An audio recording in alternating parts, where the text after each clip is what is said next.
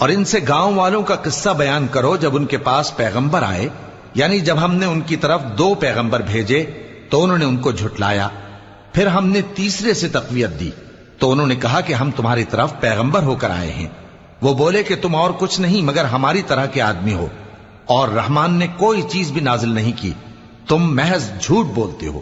انہوں نے کہا کہ ہمارا پروردگار جانتا ہے کہ ہم تمہاری طرف پیغام دے کر بھیجے گئے ہیں، اور ہمارے ذمے تو صاف صاف پیغام پہنچا دینا ہے اور بس۔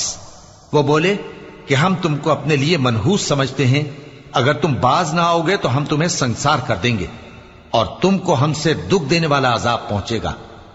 انہوں نے کہا کہ تمہاری نحوست تمہارے ساتھ ہے، کیا اس لیے کہ تم کو نصیحت کی گئی؟ نہیں، بلکہ تم ایسے لوگ ہو جو حد سے تجاوز کر گئے ہو۔ اور شہر کے پرلے کنارے سے ایک آدمی دوڑتا ہوا آیا، کہنے لگا کہ اے میری قوم، پیغمبروں